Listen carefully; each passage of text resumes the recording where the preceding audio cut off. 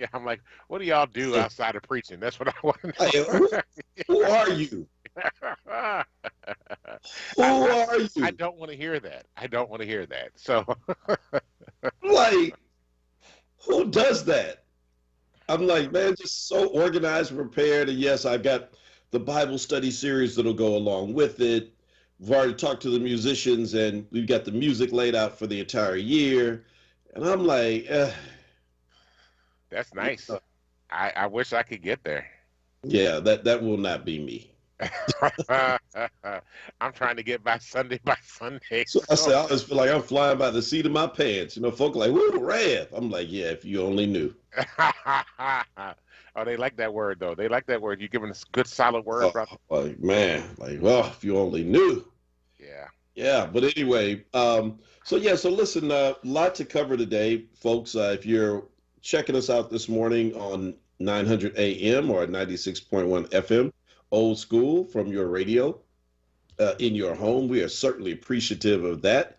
Spread the word, tell others that you check out our show. Facebook Live, you can come in and do what I'm about to do. Don't do as I say, do as I do. I'm about to hit the share button in just a moment. As soon as I can pull this up, and I'm going to instantly, bam, there, I just shared it. So I'm not ashamed that I'm listening to this show. You shouldn't be either. Let other folk know. And if you're on YouTube this morning, be happy to have you there as well as you join us. You can download the app in the App Store. You can also listen at wordradio.com. WURD. That's Absolutely. that's our word, son. Hmm. That's the way we say word around here. They're like, I've been on the internet looking for you guys, Mark. I was like, WORD Yeah, no. radio.com. It doesn't come up. No. It's WU. You know, come on, you gotta be playful with this. You have to be creative. It's radio. It can't be like that simple. Word on the street. That's what it is. That's my word, son. DMX. Rest in peace. So listen, bro, Yes, sir. yesterday, Yes. man, I don't, it's a shame that, I mean, first, it's a shame on many levels that Prince died so young, Hmm. you know. But what would this whole moment look like if Prince were still alive? I don't know. It'd be a very interesting soundtrack right now. Well, I'm just saying, even with his, I mean, I can't imagine that Prince would have been silent in this moment, and No. all of this happening in his backyard, Yeah. and what his influence could have done to also kind of like move this, because it's like these stories keep happening in Minnesota. Philando Hmm. Castile. I Hmm. mean, and it's like the stories that are happening there. There seems to be something a little bit different than what happens in these other places. Hmm. I mean, Eric Garner, for example, was so violent, and you saw it build up Right. to it. Right. There's usually a lot more like physicality in a lot of Hmm. these things that like lead up to these shootings. Hmm. But Philando Castile, dude just shoots him. Yeah. Um, George Floyd, my man just sits on his neck Hmm. until he's killed by the carbon monoxide in his car. Hmm. So says their fake witness yesterday. Well, I won't say fake witness. I'll just say this testimony was not very believable. He said carbon monoxide. I think that might have done it. They would have found that in his blood if that was the case. Oh my That's goodness. what the guy. That's what the cross examination came. I said, "Sir, have you ever actually seen the car that you're talking about?" No, no. Mm-mm. You, you know if there's any carbon monoxide found in George Floyd's system? No, no. So basically, you're saying it could have been smog from 1970s California that killed him. Yeah, it could have been on a slow roll. It could have been fog from London. Yeah, I mean, basically, it could have been anything. I'm just spitballing here, spitballing here. But I mean, again, the same thing. This non-violent confrontation, and then now with Dante Wright, it just seems like Minnesota is in a different. I don't know what it is about the water up there. Because I mean, Yeah. given like what we see in the kind of like rough and tumble experiences, especially with law enforcement and and black folk in other places, where it's just like I'm sure cops in other places like, yo, You shot him for what? Yeah. I mean, I think, part of it is, though, some of these states, in Hmm. particular like Minnesota, are pretty white.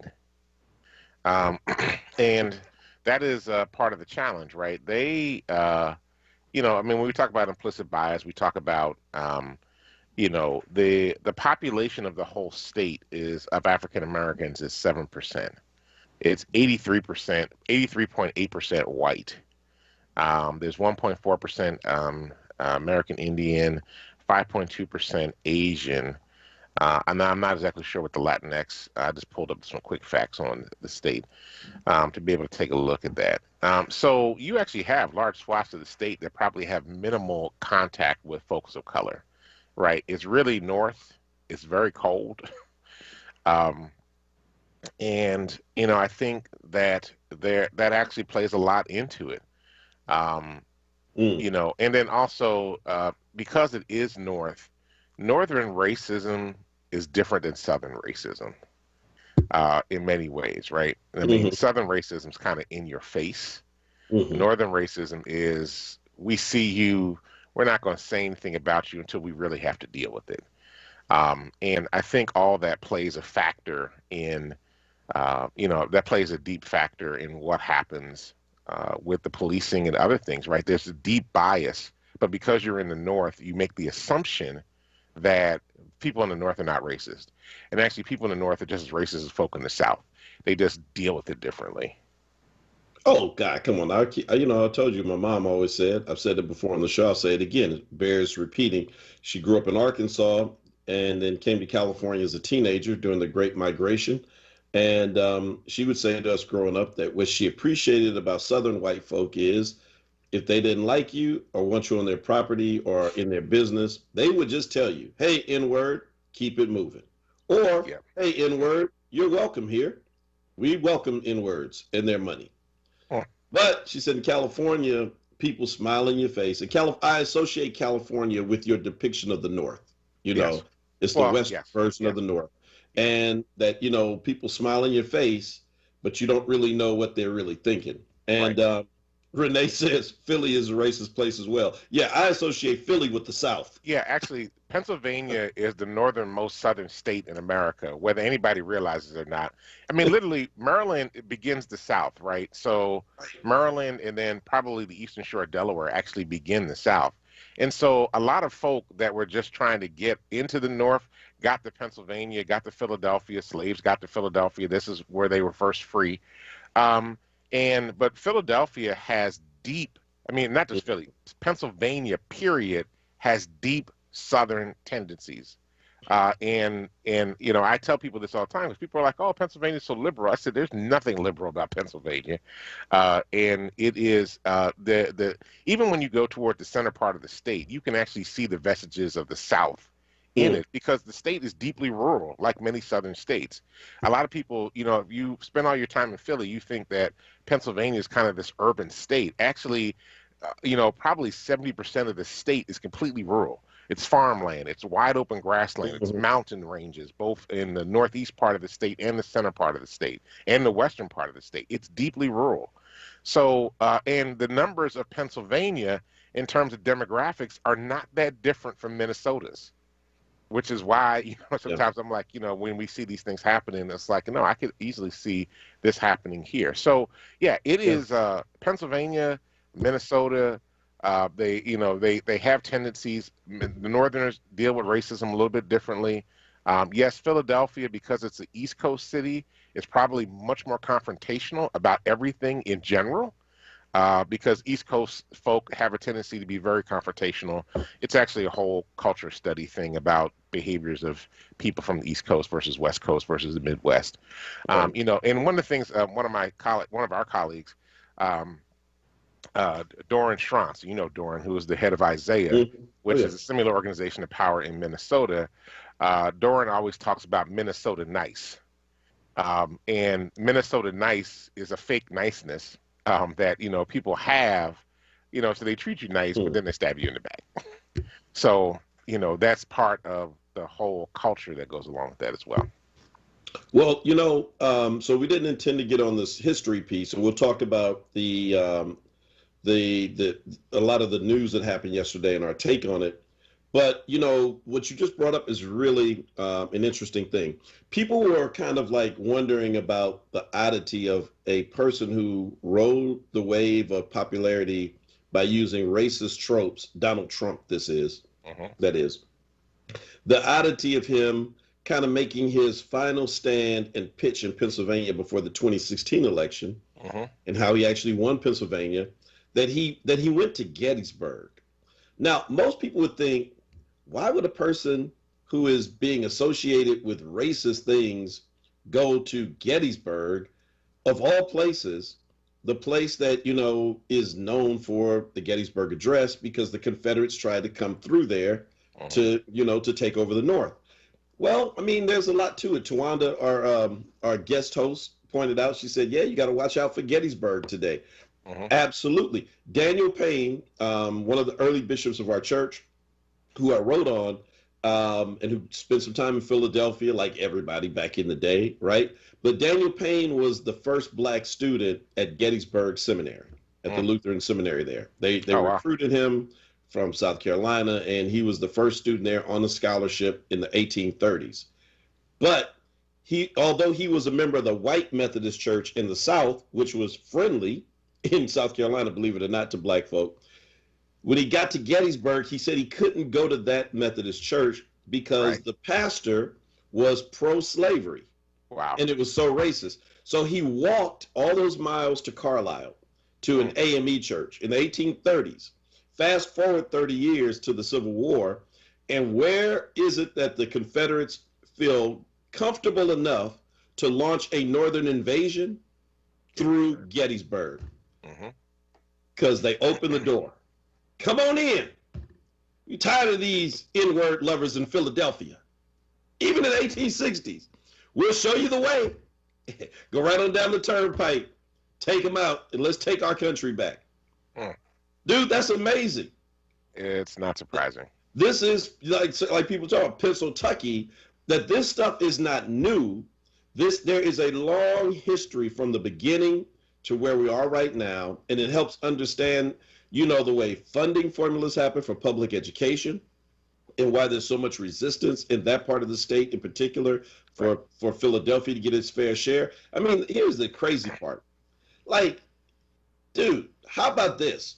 Why don't we secede as a city from the state of Pennsylvania?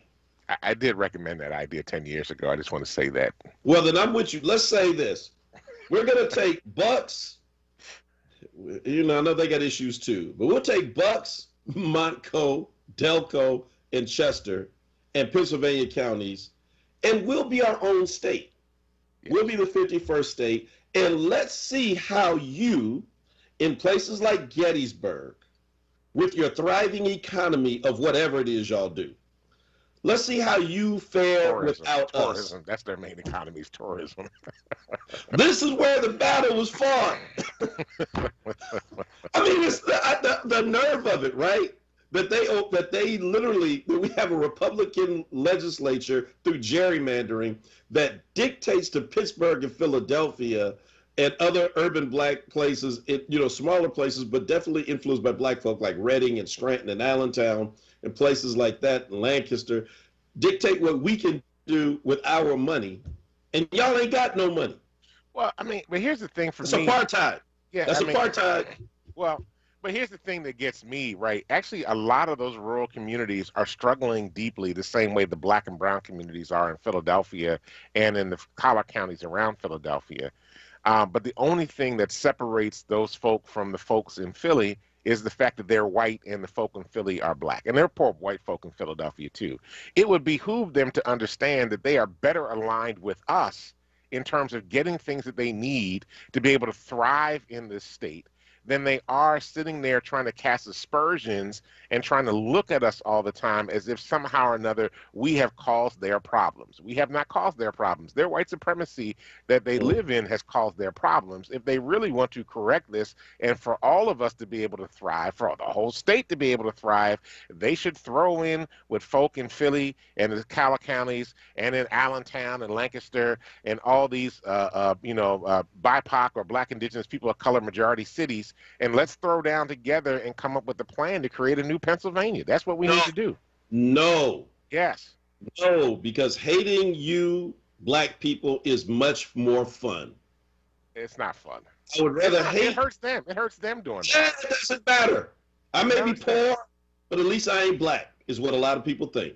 Look, Harrisburg needs to take over the state capital. Harrisburg is a majority black city. They need to take over the state capital. I may be poor, but at least I'm not an N-word. And believe it or not, there's currency in that. Donald Trump he played it to the hilt. He became president on that currency. He cashed those chips in. I want to know, for the folk that voted for Trump, that were in the western central part of the state, like, how did they benefit from Donald Trump's presidency? What changed for them? I'm really curious. Our votes just put money in your pocket, literally. Yes. The Republicans who you are happy with because they hate the people you hate told you to your face, we ain't giving you no stimulus money. You thought it was, they're not going to give us stimulus money, dummy. They didn't give you any either. They gave you $600. We flipped the election, black folk that is. Everybody acknowledges that he could not have won without black folk. And instantly, you got money. It didn't just come to black people. That's These right. big checks that just came, and they're working on giving you another stimulus check.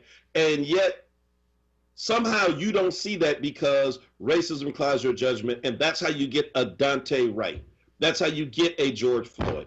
That's how you get a Sandra Bland, and on and on and on and on. We got to take a break. It's 6:22 in the morning, and we'll be right back to talk about this and other things. As Tawanda says, somehow we jumped the shark. I don't know what happened this morning, but this is the Power Hour.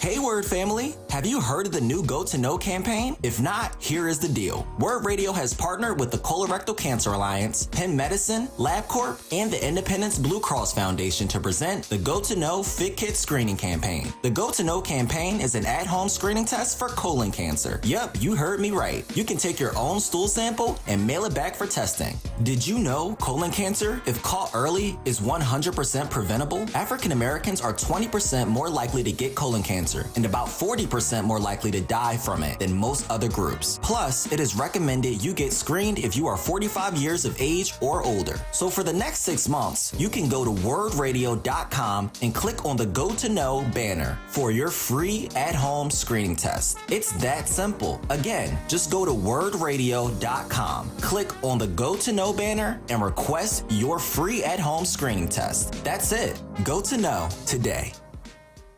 We are people of resilience, so let's protect our lives with vaccines we can trust. We can do this. To learn more about COVID-19 vaccines, visit cdc.gov/coronavirus. Brought to you by the U.S. Department of Health and Human Services. Nappy-style hair products are formulated for today's black men and women's hair, embracing ancestral hairstyles. Come and experience these products: beard oil for men, cream paste, and napping gel growth oil for braids. Go to www.nappystyles.com or The Movement in Mount Airy, 7133 Germantown Avenue, or African Cultural Art Forum, 221 South 52nd Street, or Culture Exchange, 1450 Point Breeze Avenue. Be happy to be nappy. Spring forward to throwback. All this month, when you start or renew your WURD membership, you'll get exclusive WURD throwback swag, vintage backpacks, books, and tees, while supplies last. Offer ends April 30th. Sow seeds into Black Talk Media and grow with us. Visit wordradio.com/join now to start or renew today. You're listening to WURD Radio, 96.1 FM and 900 AM WURD, independent black media. Welcome back to the Power Hour. This is Dwayne Royster along with Mark Kelly Tyler. We're here Monday through Fridays from 6 a.m. to 7 a.m. to bring you the latest in news, happenings around Philadelphia, and of course, our opinions. And we have plenty of those.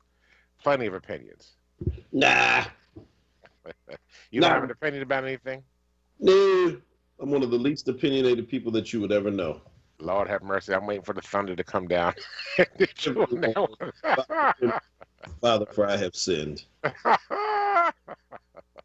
So, in Minnesota, Now, see, you're not doing it right. You don't have the accent right. See, you're gonna Oh, play with me with Massachusetts and Boston. It's Minnesota. Minnesota. What you fellers about? What are you fellers doing here in Minnesota? It sounds almost Canadian, actually. It does. So this officer, former officer, who resigned, has been charged, and she's been charged with the same charge that Derek Chauvin has been charged with. But she got second degree manslaughter. Oh, second degree manslaughter. Yeah, so it's not the same charge as he got. Okay, so then that explains then the low bail, which seems to still be low even in spite of that though. 100K, man, there are people who get 100K for like stealing in a store. Well, I mean, if you're found guilty of this particular issue, you can get up to 10 years in prison or a $20,000 fine. This is the time where you play the cricket music, Koi's. I mean, like, so yeah, I mean, sorry, we kind of know where this is going, right? Right. You can wind up with 10 years of prison and or a $20,000 fine. So you could just wind up paying a fine and getting out of this. I'm still stuck on that $100,000 bail. So a person is dead and they believe it's something to do with it, and they give you 100K. Now, first of all, let's be clear. It doesn't matter what they would have given for bail because the FOP and their friends would have raised. Bail her out. They could have given her $100 million bail, and they would put that money up. I'm sure there's a GoFundMe out there already. It's probably got $500,000 in it. Oh yeah, yeah, absolutely. I mean, I don't know that there is, so somebody don't quote me on that. I'm just saying that it wouldn't surprise me if there wasn't one out there. People are already fundraising. This is Opinion Talk Radio. We're not a news show. You can say whatever you want to say. Not according to the FCC, but anyway. You can speculate on anything. I mean, I'm just saying, yeah. That I'm sure that there are fundraisers going on for her right now. She is a 26-year veteran of the force. I'm sure the Blue Wall is doing everything that they can to help support her, and I'm sure there's money coming in from around the country to try to protect her against the quote-unquote thugs that she has to contend with in Brooklyn Center every day. Yeah. Wow. Well, so she will. So she's out on bail. The protesters moved to her house, actually. So I don't expect that she'll be living there much longer. Yeah, probably not. But she'll have all that money from her GoFundMe. Move she wants, right? I mean, well, it's actually kind of interesting what happened in Brooklyn Center, right? So the police chief quit. She quit. Mm-hmm. Who else got fired? They fired the city manager. Yeah. I mean, I have to give Brooklyn Center credit. They have done more than most towns and municipalities have done with regard to a police shooting in a very short period of time. I think they're also scared deeply because they don't have the resources to deal with all the protesting. So they're trying to quiet that down. Yeah, I was about to say, yeah, I don't know, proud or like, yeah, that makes a whole lot of sense. Throw sacrificial lambs into the volcano and pray that it doesn't explode because they already know they're on edge. I mean, that mayor is a smart guy. He was like, listen, and he's black. He's from Liberia. I'm sure he huddled up with his white leadership in that city and said, listen, now, do you all want the city to get burned down? No. All right. She got to go. He got to go. He's got to go. And that's just it. And look, and even that is not going to stop people. You know, that may at least bring it down a little bit, but let's hope and pray that Brooklyn Center doesn't become the next, insert name of city that goes up in flames when folk get away with killing black folk. I mean, folk are already protesting around the country, so that's already happened. Yeah. But this raises a question that there was an opinion piece that came out, an editorial actually, and Yahoo News, and the question is it time to take the police out of traffic stops?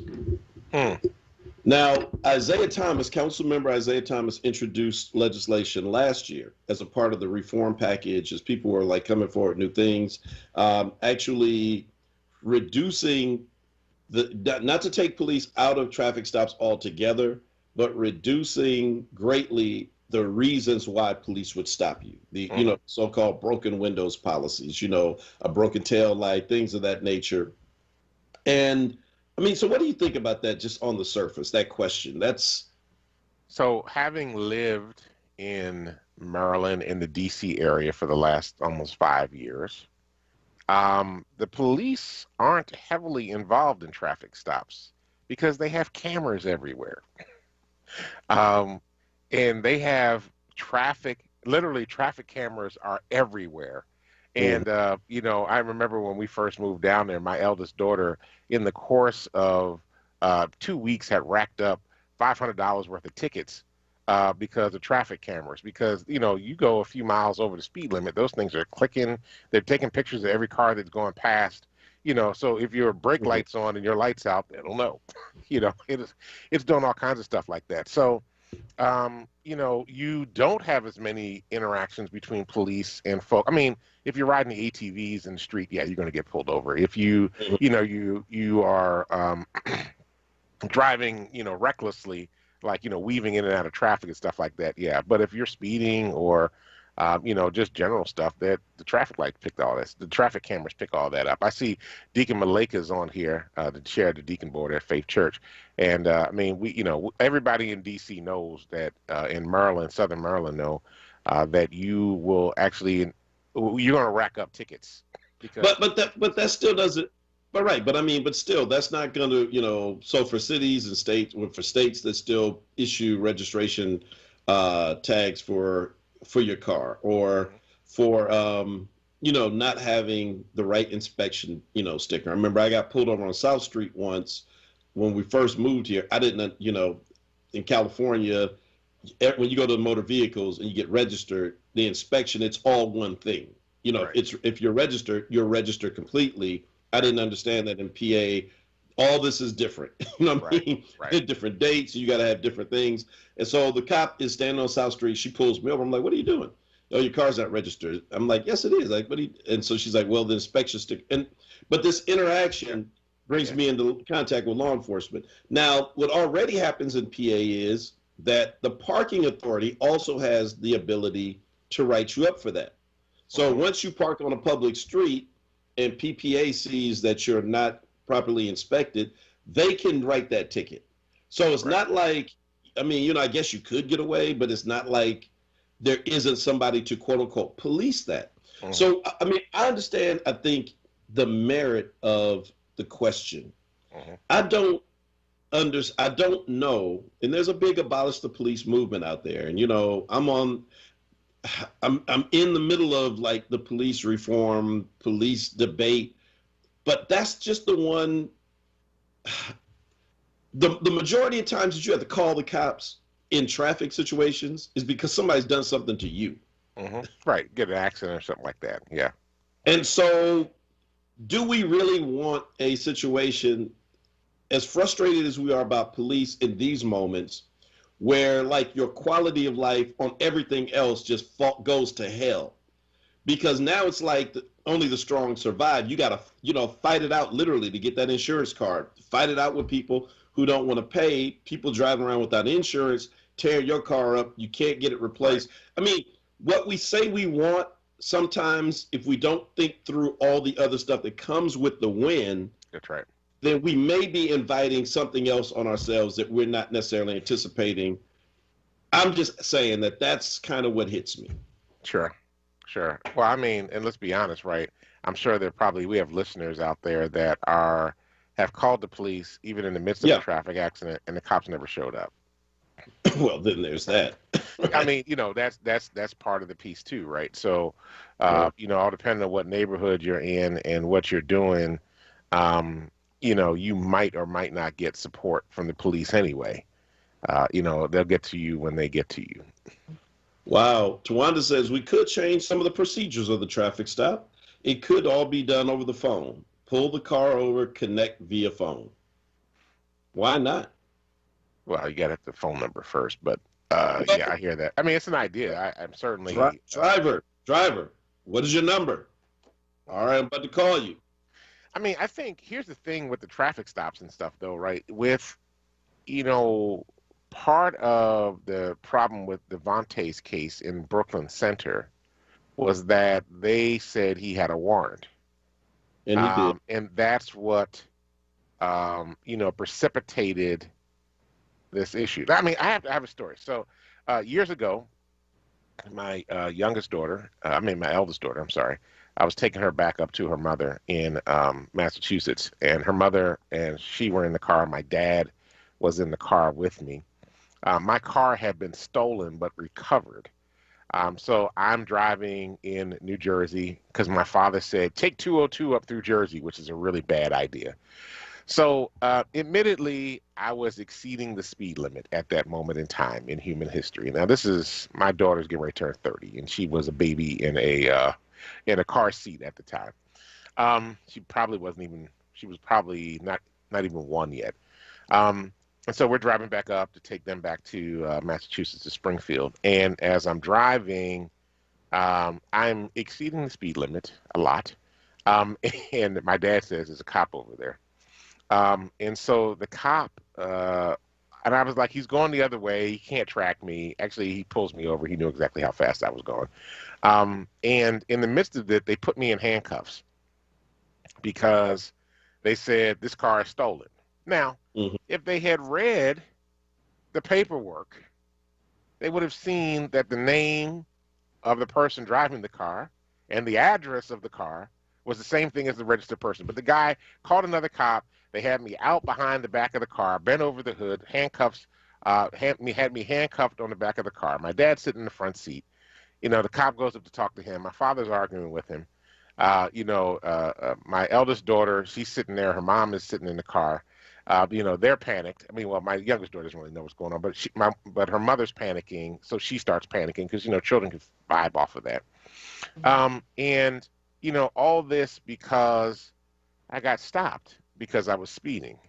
So I had this interaction with law enforcement, and like they didn't have a warrant for me or anything. They just put the handcuffs on me. They were like, "We're putting handcuffs on you," and I'm like, "For what? It's my car." It's like it got recovered. Well, the Philadelphia Police Department had not put into the national crime system that my car had been recovered. So now I am suspect of stealing my own car. Wow. So I mean, but that could have gone really wrong. That whole situation could have gone really, really wrong in that particular moment. And my father, I mean, my dad, he didn't bite his tongue for anything. And so he was arguing with the cop, and I'm sitting there like, could you really not do that right now? Yeah, because I'm in handcuffs, bro. I mean, I can look back on this, almost 30 years later and kind of chuckle about it. But at the time, man, it was not a cool scene, not a cool scene at all. I'm like a 22-year-old kid, and, I'm handcuffed behind him. It was very traumatic. But in today's society, I mean, even then, it still could have gone wrong because this is the same time that New Jersey was under a consent decree because the state troopers had killed a bunch of black folk on the New Jersey Turnpike. So they had been under consent decree by the Department of Justice in terms of what they had to do with their policing. So, this still could have cost me. I'm driving my car that I recovered that was recovered because I was stolen. I could have wound up shot because I was like asking questions and demanding to know why they were pulling me over, why they were arresting me for driving my own car. All those things, could have cost me my life. Yeah. I'm going to tell you that, well, we know this. And so again, this is why I said that it is that we have to find, the solution to these problems, are very difficult because these are complex problems. And I know that that it is somewhat gratifying to think of, we just want to get them out of the community. And I've been around, I've been in more than one share meetings where folk literally are like, just unfurling signs that say abolish the police and that'll solve everything. And when I ask the question, well, to those same folk, who's going to then do the other kind of things that we need police to do, right? Mediate, things, I don't know, domestic violence, for example, theft, because people are not going to stop doing that stuff just because the cops are gone. And their answer to me, 9 times out of 10 has been the community elders will do it. And I'm like, you mean the community elders that young folk already routinely disrespect and don't listen to? That are afraid to come out of their houses and can't go to the bank because they're afraid. Hey, grandmama, with that broom, get back off the stoop before we shut you down. Don't be out here acting like the police. I'm like, let's be real. I understand this is difficult. It's not easy. And we are the ones dying as a result of bad policing and really nobody else. And so, I mean, so I absolutely understand it. And at the same time, you know, we have to find solutions that are like based in the reality of the world we live in. That's right. When you live in these large cities like ours, this ain't Brooklyn Center with 30,000 people. You know, you don't have one neighborhood in Philadelphia that has only 30,000 people. You know, our neighborhoods are like, each neighborhood is bigger than a Brooklyn Center. And to think that somehow you can move and transact life without some kind of something in between to kind of keep parties apart is just hard to imagine. Right. I mean, they call that like heaven. That's that vision where the lion will lay down the lamb and we'll beat our, you know, swords into plowshares and all that. That's not where we live right now. Right. And until we get there, we've got to figure it out because, again, on the other side of all this violence, we're also catching hell. That's Those right. 499 people killed last year and the over 2,000 shot were mostly people that look like us. And not done by the Klan, but people who. So I'm saying that this is a very, very tough problem for us. I get it, but I don't think a simple solution is the way out. We got to take a break. It's 6:42. Kiera Bradford Gray is listening this morning. It's her last official day as the Chief Public Defender. Congratulations, Kiera. You have done an amazing job. And she's not going anywhere. She keeps telling me that. She's going to private practice. But, Kiera, you know we are rooting for you as always. We'll be right back on the other side of the break. At Bank of America, we believe in the power of collaboration to create jobs and fuel economic opportunity. That's why we're working with local organizations to help people get the skills they need and build a growing pipeline of talent. I'm Jim Dever, Bank of America Greater Philadelphia Market President. Our partnership with Philadelphia Youth Network is just one way we're taking action to help more members of our community. What would you like the power to do? Bank of America N.A. member FDIC, Equal Credit Opportunity Lender. Richard Allen Preparatory Charter School is proud to be celebrating 20 years serving Philadelphia students. We are a public charter school serving grades 5 through 8 and located in Southwest Philadelphia. We are committed to serving the entire child and are dedicated to preparing children to be successful in school and in life. We are now accepting students in 5th grade and taking waiting list applications in other grades. Apply at www.applyphillycharter.org. You have a right to choose. Choose greatness. Choose Richard Allen. Hello, this is Council Member Alan Dom. I'm calling with important information about COVID-19 vaccines. In the coming weeks, all Philadelphians over the age of 16 will be eligible for vaccination. However, you must be registered with the city to get vaccinated. Register today at www.phila.gov and fill out the vaccine interest form or email COVID at phila.gov. If you can't complete the online form, call 311 to get registered. Your information is confidential. Get registered today. Thank you. Spring forward with premium nutrition meals. Enjoy a variety of new exciting entrees along with rewards and referrals program that pays you to eat and tell. As always, everything is chef crafted, freshly prepared, and delivered to your door. Just visit premiumnutritionmeals.com where listeners get $10 off 6 meals or more. Enter code PREMIUMWORD at checkout.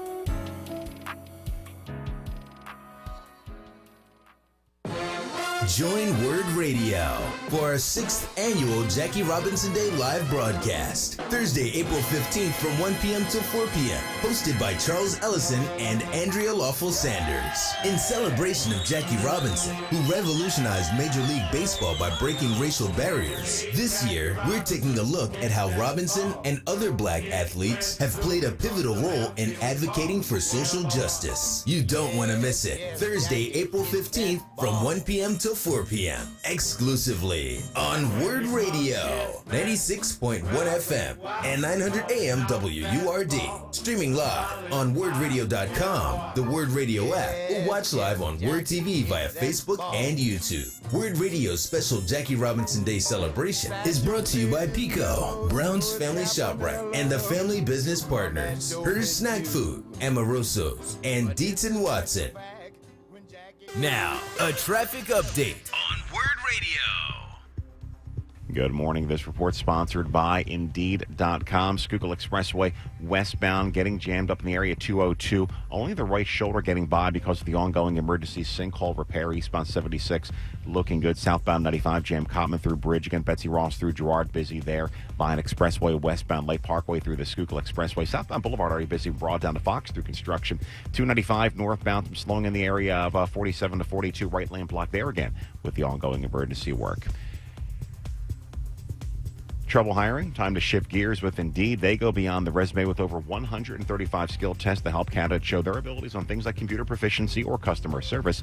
Indeed's skill tests reduce hiring time by 27% on average. Visit Indeed.com/credit. For more traffic information, log on to SigAlert.com. Jim Bachman with your Philadelphia area traffic.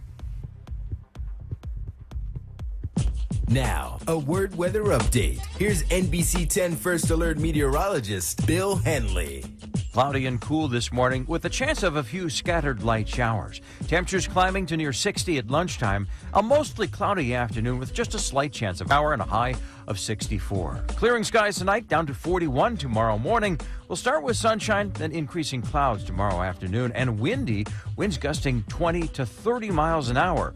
57 the high. A chilly start to Saturday, 41, partly sunny skies, and 61 Saturday afternoon. I'm NBC 10 First Alert meteorologist Bill Henley.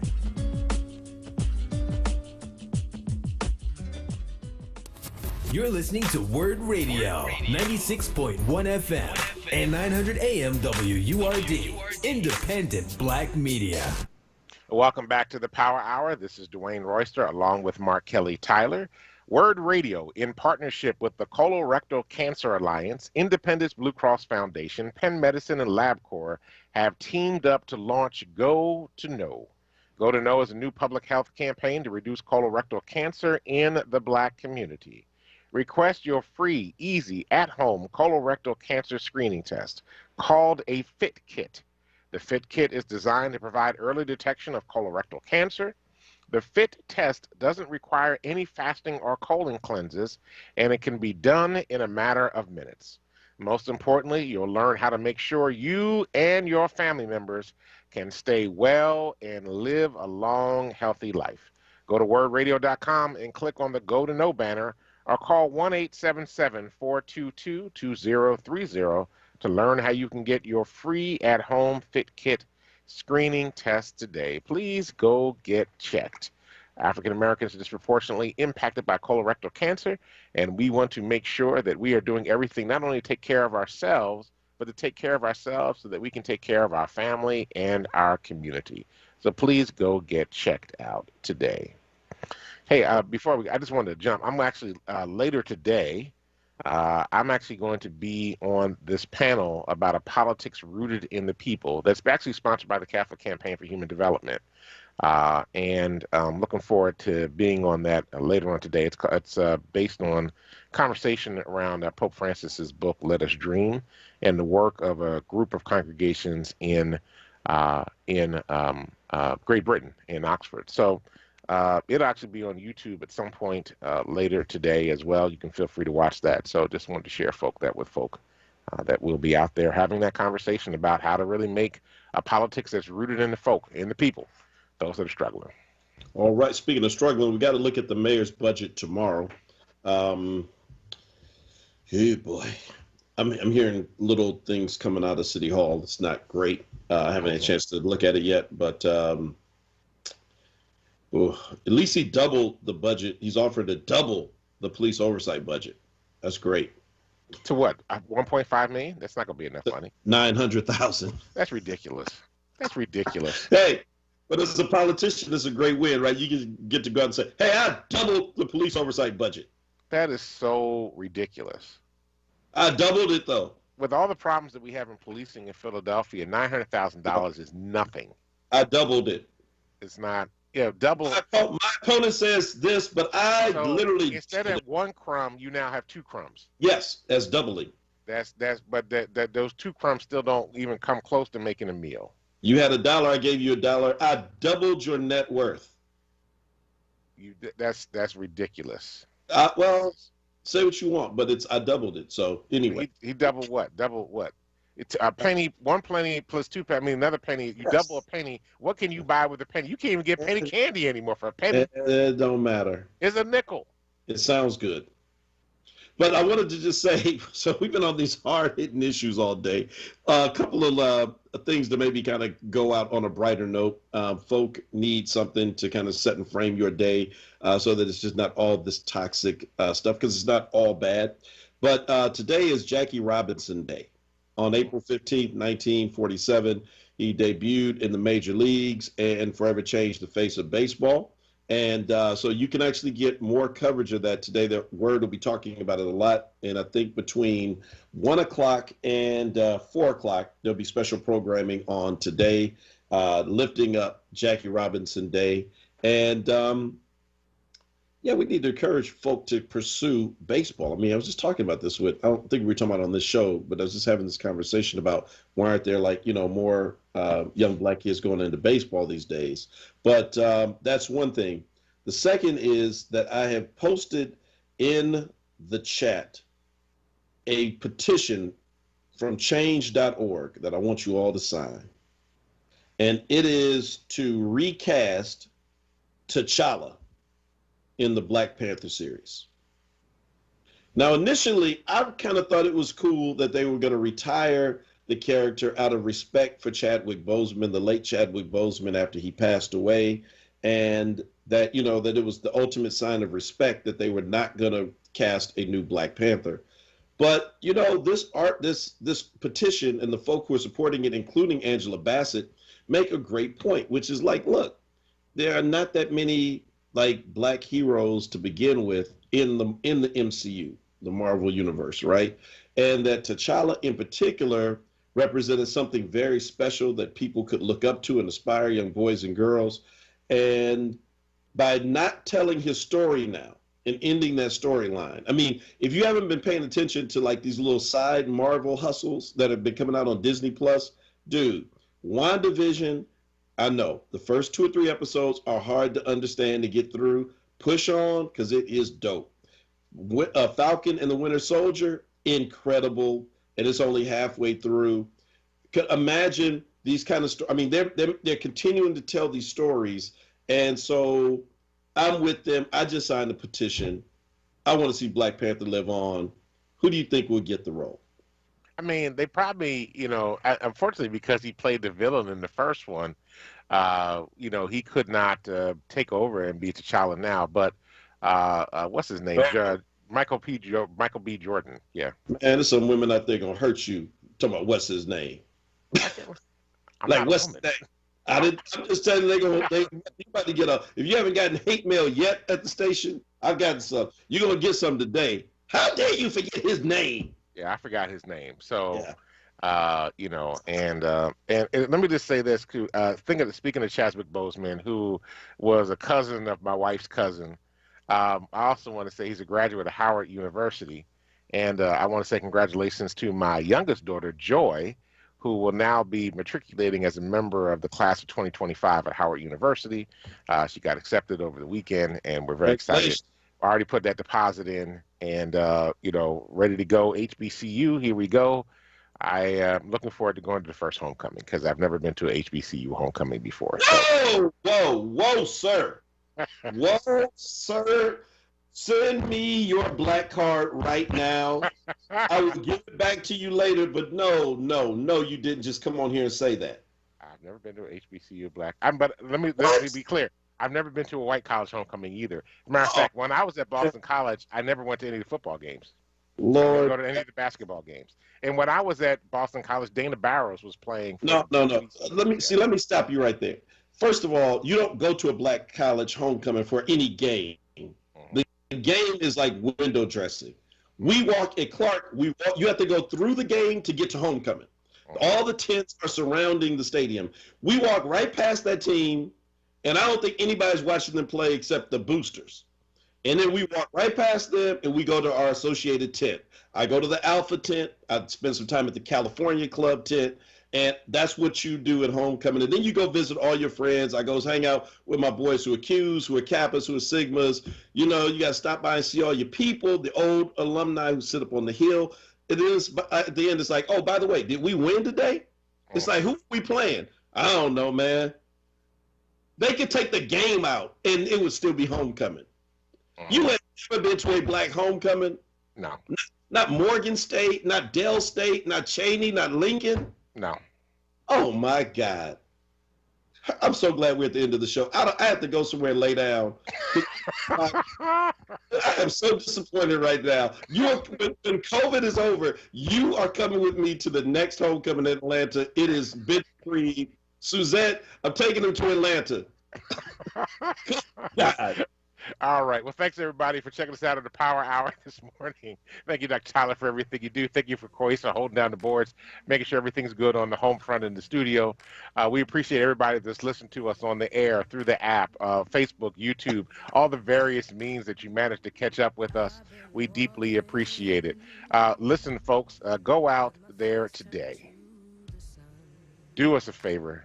Change the damn world. Because if you don't, nobody else will. Stay tuned for Wake Up with Word with Solomon Jones. We'll be back tomorrow morning at 6 a.m. Peace.